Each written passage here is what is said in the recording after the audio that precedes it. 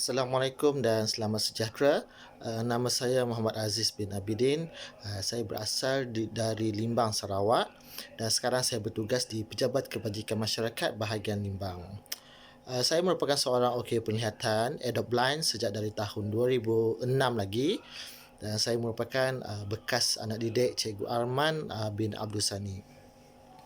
Saya lahir pada tahun 1990 dan saya memang lahir dalam keadaan yang normal, tidak ada apa-apa kecacatan dan saya membesar seperti kanak-kanak lain ya, bermain bersama dengan rakan-rakan lain dan saya bersekolah rendah di SK Limpaki Limbang dan kemudian saya telah melanjutkan pelajaran di SM Sains Miri dan dalam tempoh itu memang saya belajar seperti orang lain, membesar seperti orang lain dan yalah langit tidak selalu cerah. Pada 2006 ketika saya dalam tingkatan 4 saya telah disahkan menghidap penyakit glaukoma dan menyebabkan saya telah bergelar sebagai seorang OKU. Pada mulanya memang saya perasanlah tentang perubahan kepada mata saya pada tahun 2005 ketika saya tingkatan 3. Memang pada waktu tu memang saya rasa mata saya semakin kabur dan pada ketika itu memang saya memakai cermin mata. Jadi saya ingat mungkin disebabkan oleh degree cermin mata saya meningkat.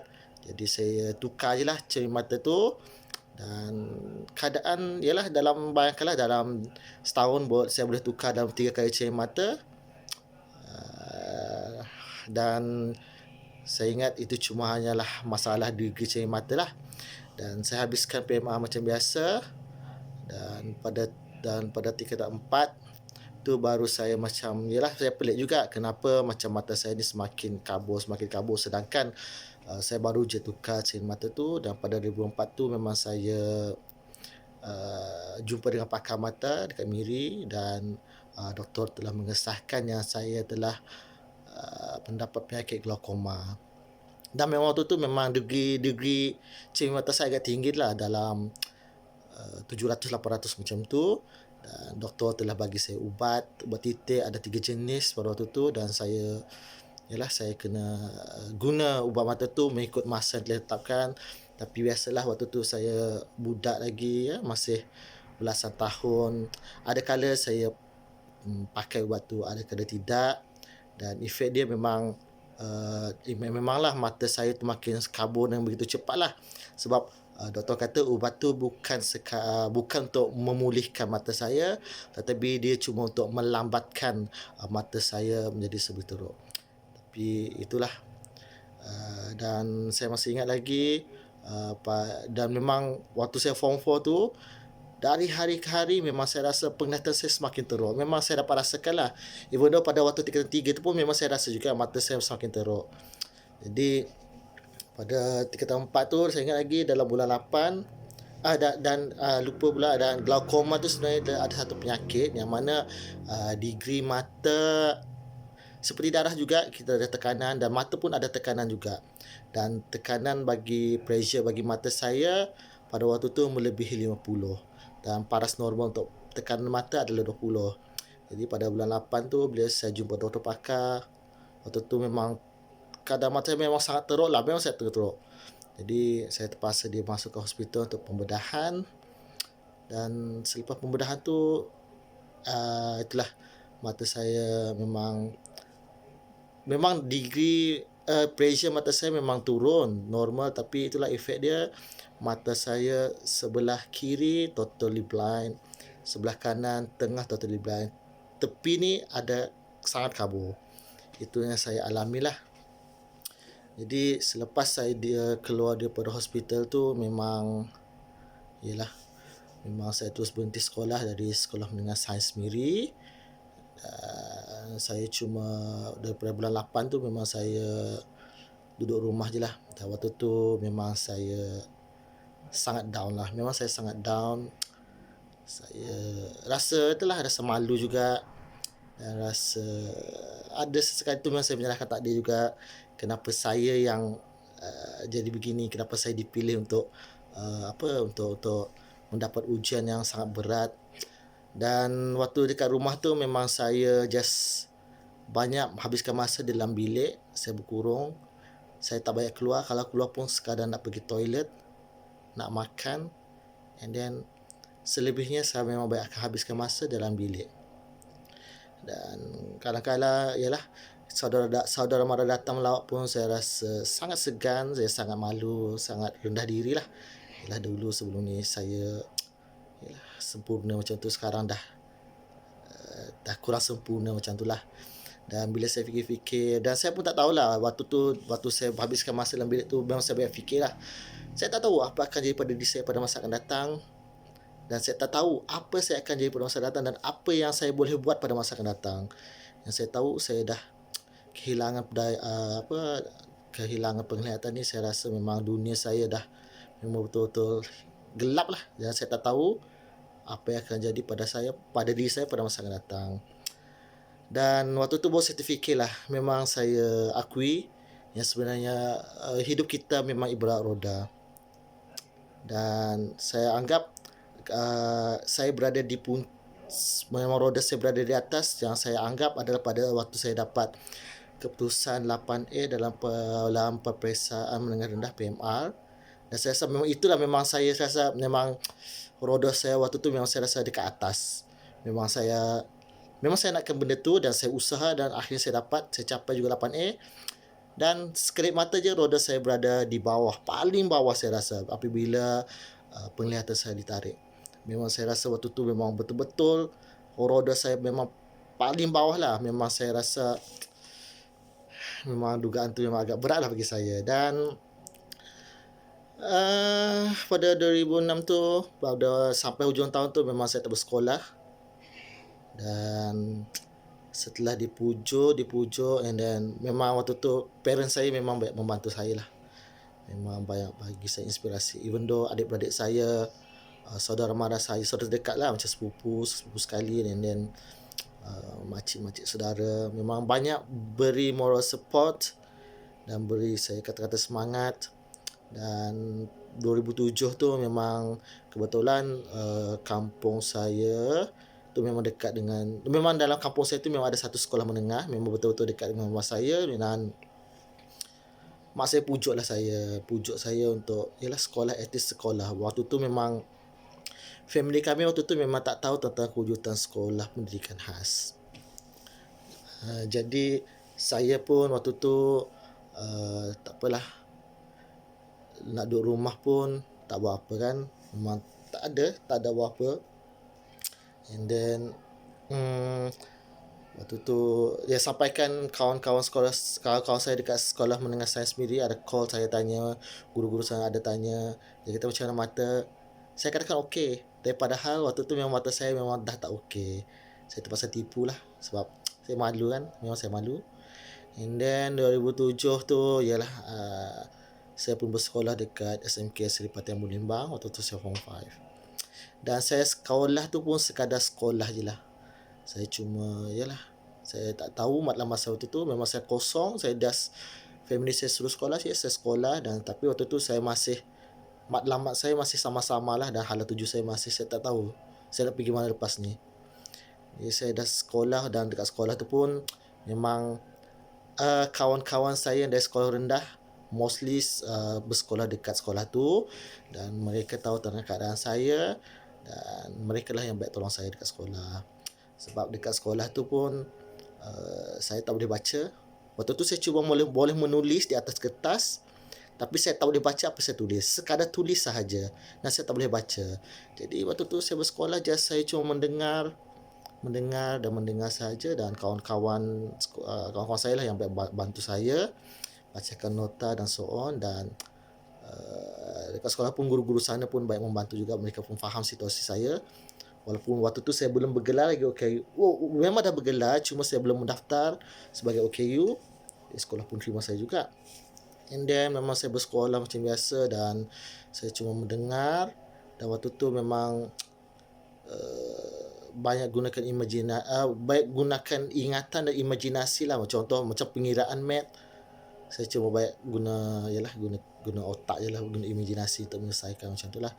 Dan saya exam pun, saya waktu tu tak belajar sangat, just cuma mendengar je apa dalam kelas. Jadi saya cuma bersandarkan kepada apa yang saya belajar waktu tingkatan 4. Dan soalan-soalan exam pun, waktu saya, even though dekat sekolah menengah tu pun, peperiksaan sekolah memang guru-guru akan bacakan saya soalan, saya cuma tulis sahaja. Dan waktu SPM memang saya ni lah ditempatkan di satu bilik yang khas. Memang saya exam, orang bacakan soalan dan saya cuma jawab macam tu je lah. Dan waktu tu saya cuma target, saya tak harapkan berbanyak-banyak A, memadai saya boleh masuk tingkatan 6. Sebab yalah, dengan apa yang saya telah lalui, saya rasa saya tak mampu nak ni, sekadar dapat masuk form 6 jadilah. Dan Alhamdulillah, bila keluar tu saya SPM, saya mendapat dan waktu ialah dekat SPM tu memang saya, waktu saya form 5 tu saya ambil subjek sains, saya terpaksa teruskan daripada tingkatan 4 tu. Dan saya dapat daripada 10 subjek kelas sains, saya dapat 6 kredit, 4 just pass. 4 just pass tu biasalah subjek sains.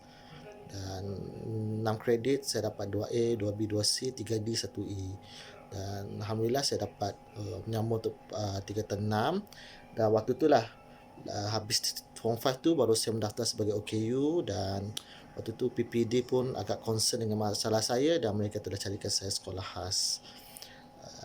Dan sebenarnya saya dapat masuk sekolah khas di Kuching, tapi memandangkan Limbang dia lebih dekat dengan Sabah, jadi family saya prefer saya untuk masuk ni lah dekat sekolah pendidikan khas masalah penglihatan dekat Tuaran Sabah. Dan pada waktu tu memang saya happy juga nak masuk sekolah, sebab yelah nak duduk rumah pun tak ada hasil juga, jadi at least saya bersekolah. Saya happy, cuma waktu tu memang saya takut jugalah. Ya, dengan keadaan saya yang tak nampak, macam mana saya nak menyelesaikan di tempat orang, dan saya tak tahu pun macam mana keadaan sekolah masalah penglihatan. Dan saya tak tahu, sebab saya orang Sarawak, saya takut penerimaan orang Sabah macam mana. Dan paling saya sedih sebab waktu tu kebetulan pada tahun 2008, pada bulan 6 macam tu, arwah kakak saya meninggal. Dan tak sampai 40 hari dia meninggal, saya terpaksa masuk ke sekolah untuk tingkatan 6 dekat Sabah. Dan waktu tu saya memang ni lah, waktu tu mak saya memang dia baru kehilangan kakak saya. Lepas tu nak melepaskan saya pergi bersekolah di tempat orang lain, memang mak saya waktu tu memang rasa berhatilah nak lepaskan saya. Tapi demi pendidikan, dan mak saya pun terpaksa berkorban perasaan, terpaksa melepaskan juga saya pergi. Dan waktu tu pun saya pun agak takut juga, memang saya takut, tapi demi pendidikan saya pun terpaksa berkorban lah. Saya terpaksa pendam perasaan saya waktu tu, walaupun saya tak nak, tapi saya terpaksa kuatkan juga semangat. Dan saya masuklah ke sekolah pendidikan khas masalah penglihatan di SMK Badin Tuaran pada tahun 2008. Dan di sana permulaan tu memang saya rasa kekok juga nak bergaul dengan OKU penglihatan lain, sebab ialah saya dulu normal, tiba-tiba bergaul sebagai OKU. Saya rasa janggal lah, memang saya janggal, dan saya rasa macam tak selesa lah bila orang gelar saya OKU penglihatan. Even though mendengar perkataan buta pun saya rasa macam saya tak suka, memang saya tak suka. Dan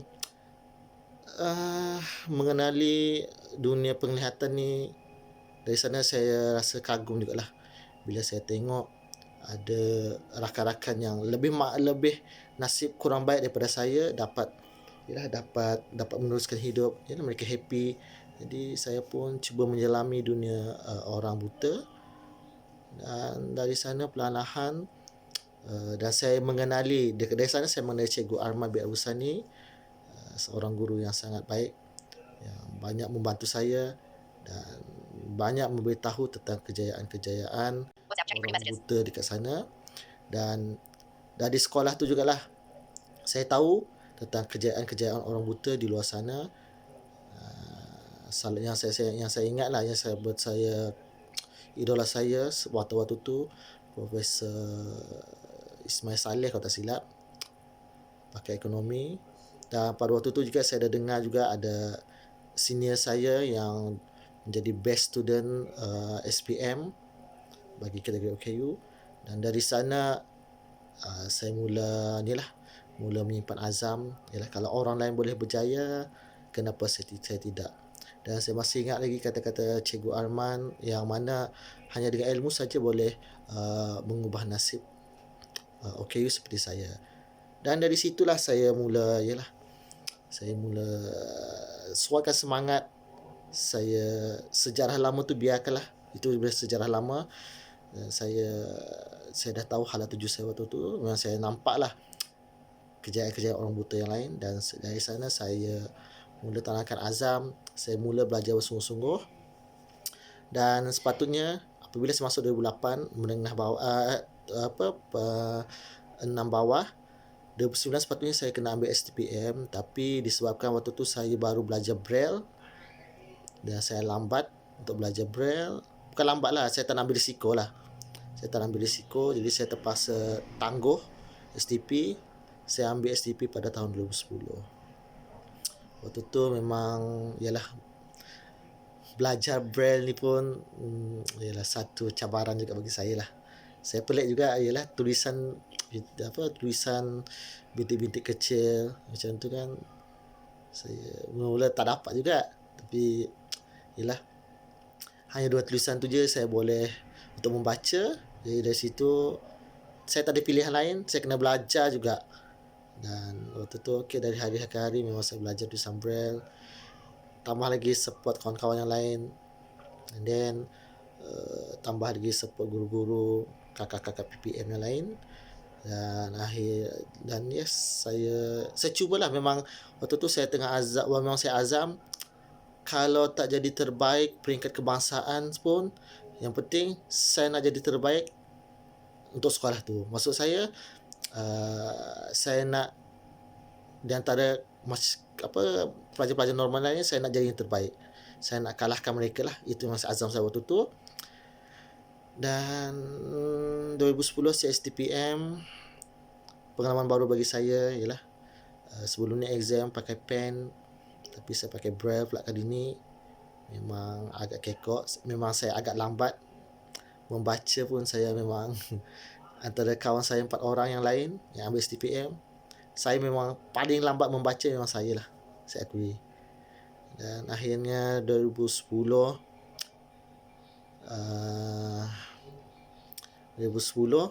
saya telah mendapat pointer 3.58. Dan syukur pada waktu itu memang saya the best student dekat SMK Badin Tuaran.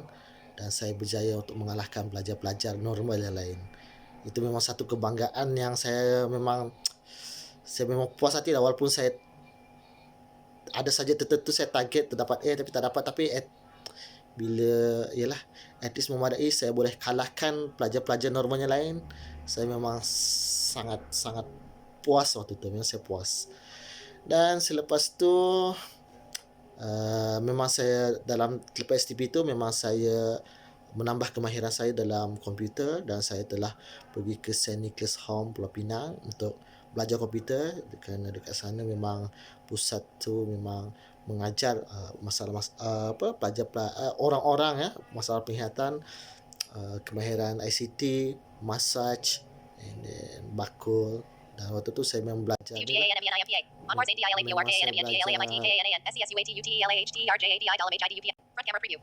memang saya belajar ni lah.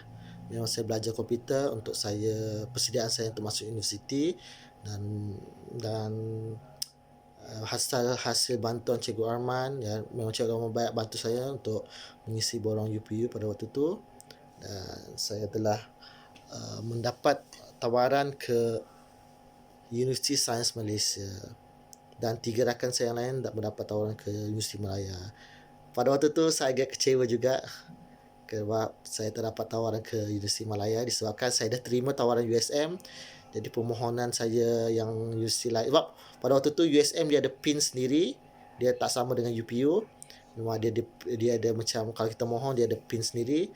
Dan bila saya dah terima tawaran USM, saya permohonan saya dekat UPU tak akan diproses lagi. Jadi waktu tu memang masa saya dah terima tawaran USM, UPU tak dapat, jadi saya agak macam, sebab UM kan semua orang tahu UM merupakan universiti yang banyak mengambil OKU penglihatan, dan mereka tahu macam mana nak handle OKU penglihatan and so on.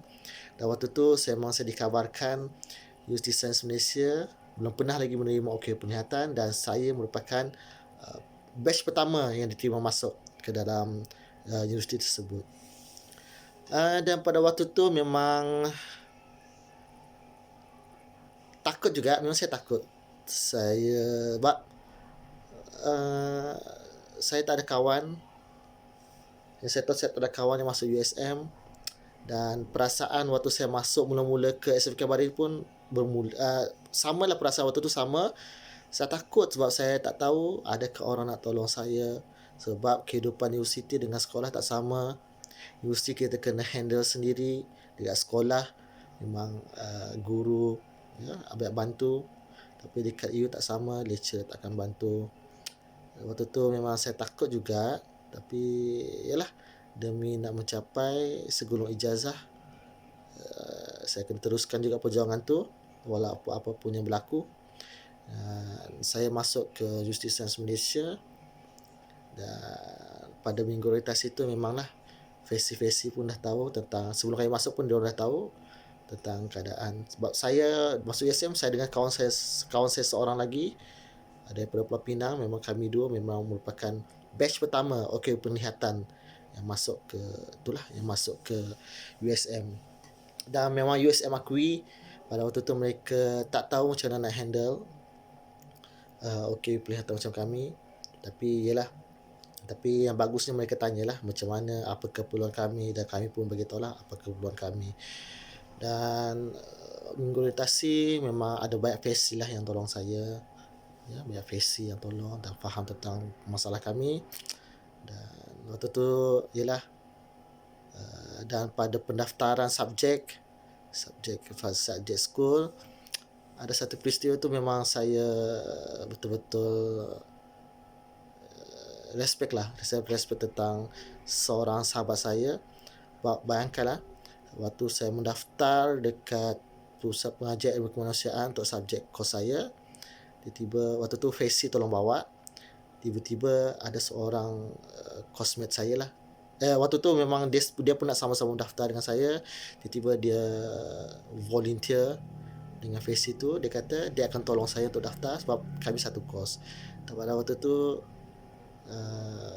dan dia merupakan seorang perempuan dari Kelantan. Waktu tu saya macam terkejut lah. Saya cakap ada juga orang yang sudi nak tolong saya dengan rela hati. Dan saya pun yalah, kalau lelaki bukan, sebab saya macam rasa terkejut lah, sebab biasanya lelaki akan tolong lelaki. Ni saya tengok perempuan yang tolong lelaki. Jadi saya rasa macam syukurlah kepada Allah SWT kerana kirimkan seseorang yang baik hati, yang prihatin, yang sudi nak tolong saya walaupun dia tak kenal saya, tapi dia dengan rela hati sudi nak tolong saya dan menjadi kawan saya. Dan memang nama dia Mazni Ismail. Saya memang kami berkawan baik sampai sekarang, dan memang dia orang pertama kos saya yang saya rapat, dan daripada kenal melalui dia pun dia kenalkan orang lain kepada saya, dan waktu tu barulah ramai orang berkawan dengan saya. Dan bila saya tanya pernah sekali saya tanya kenapa, macam mana dia boleh terdetik nak tolong saya pada mula-mula tu. Dia kata dia tengok saya, dia pun terdetik lah. Dia kata dengan harapan apabila dia tolong saya, diharapkan apabila family dia dalam kesusahan akan ada orang lain yang akan tolong family dia. Saya pun macam ada kebenaran juga dekat situ. Dan kehidupan universiti pun agak mencabar juga sebenarnya, sebab Universiti Sains Malaysia tidak mempunyai bahan-bahan braille. Even though braille pun mereka tak ada. Jadi berpandukan kepada rakan-rakan saya lah. Saya banyak bergantung kepada mereka. Saya banyak meminta pertolongan daripada mereka. Dan dalam pada masa sama juga, Saya ada mengiklankan juga untuk mencari reader yang boleh tolong bacakan saya buku untuk menyiapkan tugasan macam tu. Dan dari sana memang saya nampak sebenarnya ramai je masyarakat yang prihatin kepada OKU perkhidmatan seperti saya. Dan ada ada beberapa lah yang saya ada beberapa tu yang memang saya sangat respect lah. Memang saya nampak keikhlasan mereka nak bantu. Yang saya ingat Mazdi Ismail, Jojo, student Chinese, ada dia student Siam, ada seorang lagi Abang Master, Abang Dedi, dia student daripada Riau, Indonesia. Dan ada beberapa orang lagi lah. Memang saya nampak ketulusan dan keikhlasan mereka dalam membantu saya. Dan yalah, selama 3 tahun setengah saya struggle dengan bantuan pihak universiti, memang mereka caring. Memang mereka akan tanyalah keperluan apa saya dekat sana, mereka akan cuba sediakan. Dan bantuan kawan-kawan yang sentiasa membantu dari permulaan hingga akhirnya saya berjaya untuk mendapat segulung ijazah dalam ijazah sarjana Buddha Sastra dengan pujian. Dan CGPA saya pada waktu tu 3.59. Dan selepas graduasi saya duduk kat rumah. Dan sambil-sambil itu saya graduasi pada tahun 2015. Dan saya banyaklah mencari peluang-peluang pekerjaan untuk seperti saya. Dan memang terdapat juga majikan yang bila dengar OKU terus tak nak ambil. Dan itu pun saya ada dengar juga daripada rakan-rakan saya yang lain. Tapi tak apa, saya yakin rezeki Allah itu luas. Rezeki Allah itu ada di mana-mana. Saya cuma pegang pada tu. Yang penting saya kena usaha. Dan saya pun ada isi juga SPA Negeri Sarawak, Job Street dan so on. Dan alhamdulillah saya telah mendapat kerja sebagai pegawai tadbir di Pejabat Kebajikan Masyarakat Negeri Sarawak. Dan saya betul-betul ingin terima kasih kepada Kerajaan Negeri Sarawak, terutama yang Cik Mahra pada waktu tu, yang sudi memberi peluang kepada saya. Dan mereka, dialah pemohon saya tu tidak ditolak mentah-mentah. Mereka call saya dulu, mereka tanya tentang dunia OKU lah, macam mana buat kerja. Sebab orang luar kadang-kadang mereka tak tahu macam mana OKU perkhidmatan bekerja, macam mana boleh menggunakan komputer, macam tu lah. Jadi terima kasih kepada Cik Mahra. Waktu tu memang dia telefon saya dulu sebelum saya nak ambil exam tu. Dia tanya dulu apa keperluan saya. Akhirnya dia pun terima kasih kepada Setiausaha Kerajaan Negeri Sarawak kerana memberi peluang kepada saya lah untuk berkhidmat, menabur bakti kepada Kerajaan Negeri Sarawak.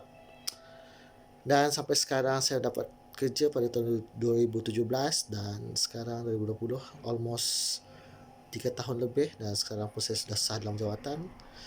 Dan bila difikir-fikir balik, sebenarnya kalau tiada ibu bapa, rakan-rakan, guru-guru, pensyarah-pensyarah yang bantu saya selama ni, saya rasa saya tak akan berada seperti mana yang saya berada sekarang. Especially my parent lah, yang banyak beri moral support kepada saya tanpa henti. Dan saya yakin juga lah bahawa untuk capai sesuatu kejayaan tu memang perlukan cabaran dan ujian yang perlu kita tempuhi. Dan bila kita berjaya melepasi segala cabaran ujian tu, memang akhirnya kemanisan tu akan kita dapat capai juga. Dan saya takkan lupalah jasa Cikgu Arman. Sebenarnya banyak jasa Cikgu Arman pada saya dari zaman sekolah lagi sehingga zaman U pun banyak juga bantu saya cari bahan juga. Itulah, memang saya, even though sampai sekarang pun kehidupan saya di pejabat pun, saya still lagi perlukan orang-orang di sekeliling saya untuk bantu saya. Sebab apabila bergelar sebagai OKU, memang tidak boleh hidup seorang. Memang perlukan masyarakat sekeliling untuk bantu. Dan sampai sekarang pun, yalah, saya bersyukur juga office mate saya pun banyak bantu saya. Dan yalah, senang cakap, bukan senang nak jadi OKU, tapi apabila dah dipilih, ditakdirkan untuk jadi OKU, terima seadanya.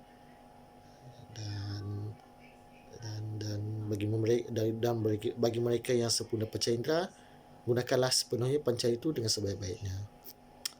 Saya rasa itu saja daripada saya. Assalamualaikum warahmatullahi taala wabarakatuh.